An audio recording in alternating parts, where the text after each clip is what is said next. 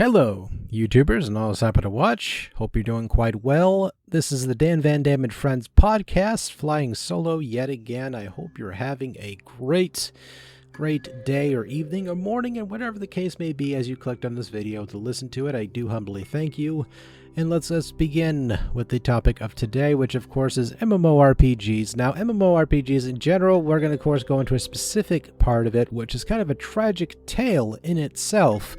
A double-edged sword, if you will. Something of a catch-22. You can kind of go with the whole process of that. And whenever I say that, oh, you mean World of Warcraft? Well, no, because World of Warcraft, don't get me wrong, World of Warcraft is fine as it is as an MMORPG. I have no beef with it initially, myself.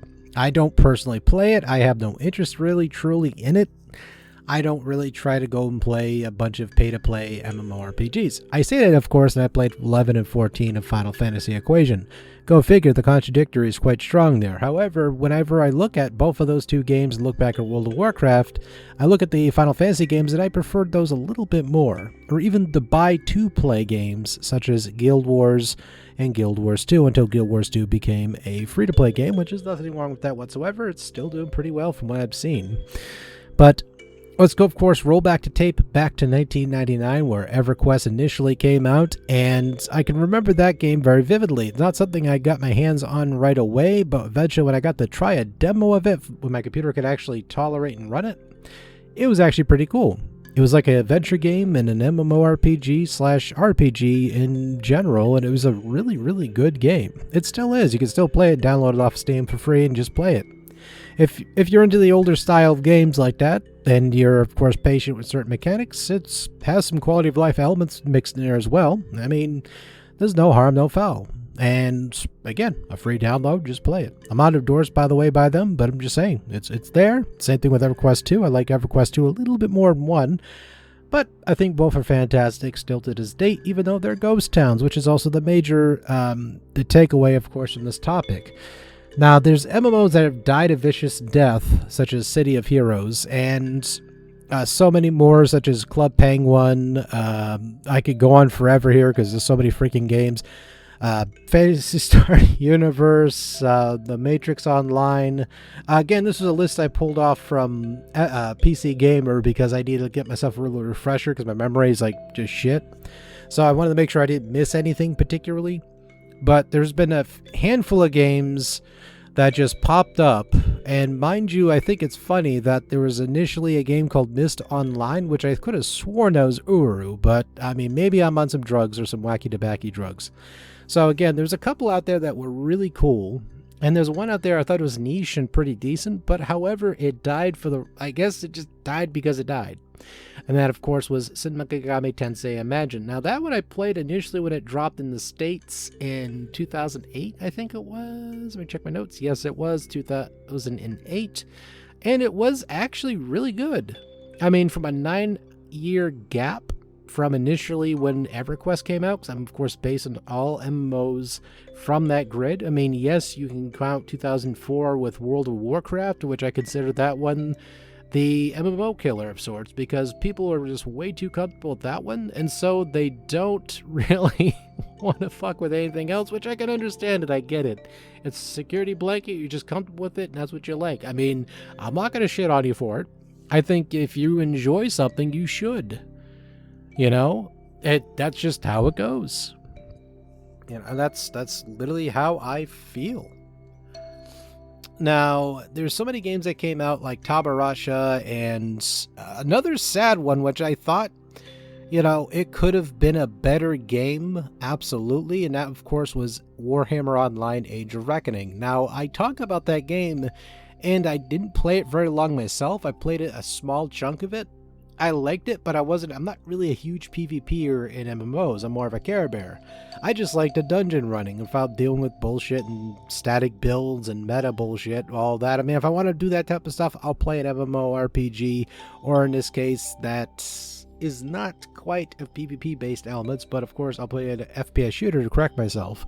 That would basically be a better equivalent of that for me, such as Destiny 2. the Crucible and all that. I mean, there's still bullshit in that game with certain things, but it's not bullshit where I can go crazy. Every once in a while, you'll have somebody be a script kiddie, but that's about it in those scenarios. But then, of course, it usually gets addressed, hopefully. Knock on wood. So there's been so many different games that popped up over the years.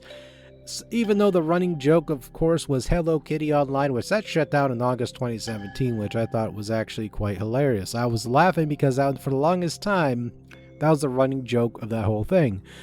And then, of course, it was Firefall, which that one came and gone like a meteor's cum shot. Just that was just like just gone, just like that. And then Marvel Heroes, which I'm still hold a grievance over Disney's head. I don't care if it made no money or not, especially because of the crazy popularity with Marvel. They could have hired people who were competent and made that game even better, because I loved Marvel Heroes. Loved it. It was so good. They could have charged me $15 to get an offline copy of it and just let me unlock heroes in the game by doing certain quests or whatever, or do playthroughs. I wouldn't have gave a damn. I would have been, fuck yes, give me my Marvel Heroes, please. I would have played the living shit out of it. I loved that one. It was fantastic. And plus, Spider-Man was broken as hell in that game, and I loved that. That was just my bread and butter. Sorry, I just got sad. So basically, from that, I could just point out different kind of MMOs that have different kind of mechanics, but at the end of the day, there's been a few MMOs that are still around, and they're just ghost towns. And that's like the saddest thing I can ever say for anything. Anything. Now, there's a game I'm playing here currently on stream. Shameless plug, of course, but that's okay. And that, of course, is Secret World Legends. As soon as I mention that game, you usually get one or two things. Either, oh yeah, I remember that game, it had all those cool puzzles, or, oh yeah, I tried that for a minute. And so basically the game itself, it has so much underneath the hood that's astounding. However, with Funcom, they're barely working on it anymore. I mean, they're not going to shut it down anytime soon. I mean, we have Anarchy Online still hanging around somewhere. So it's really more so it's there, it's still playable. It needs some issues fixed and adjusted, and obviously there's still issues hanging out over at its front door. But as far as as the original game, The Secret World, and transitioning into the Secret World Legends, or Secret World Legends in general, I just thought the game was fantastic. It had the classes were fun. They're actually fun classes. The stories in that game were the best part of the whole game, period. It was literary fantasticism, if that even is even a word. If it isn't, add it to the dictionary, please. Or the dictionary of DVD, please. I'm talking to third party. You can tell I'm tired, and either that or I need a reality check. Or I need to go touch some grass. One of the two. Anyway, so basically, playing that game, I was on cloud nine when I first played it. It had so many good stories, had incredibly good puzzles. It was well made. Though the Pharaoh pissed me off in the second act, otherwise I think the game's fantastic.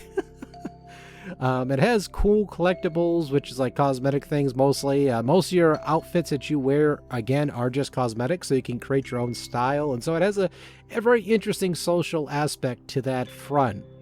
And then you, of course, wear talismans mostly and wear weapons, which, of course, trade to class. By class, you, of course, carry over stats and all this, or things you unlock over time with its SP and AP. And as you do that, you, of course, unlock different things. You're probably seeing it being played in the background because I did a recording for you to look at, but that's okay.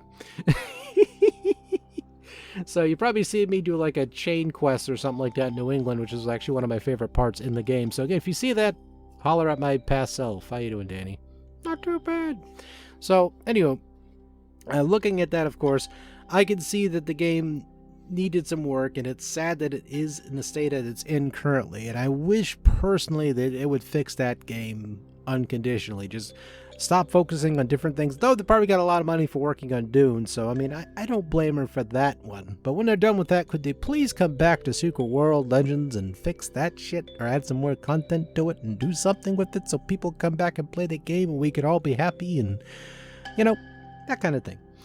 Besides that, of course, the original EverQuest, as I was mentioning before, it actually still has a decently active community in there as well. People are still grinding skeletons at the end game. There's still people playing it and loving it, which is a fantastic thing as far as I'm concerned, right? It's really more so a ghost town in the second game, because I haven't seen a soul in that game ever. Like, ever. Like, ever. So, basically, that's all I can really say. It's MMORPGs in themselves are a fantastic platform to play on, of course, and they're a great social aspect for all ages as far as I'm concerned. Whether a game is old to you or not, it doesn't matter. The game initially doesn't change, we do. And that's just how it is with most things in basic life functions. So, what games do you wish were back as an MMO, and of course you have played in the past and wish just came back full force, or just some sort of off-client agent was able to be downloaded and you could just play it and it was a legal thing and you're like, here you go, $5 and you can have it, which I don't mind that personally if it was a cheap thing. Though, of course, there's a few games out there which they came back with and unfortunately they didn't turn out too good. I'm not going to name them, but they know who they are.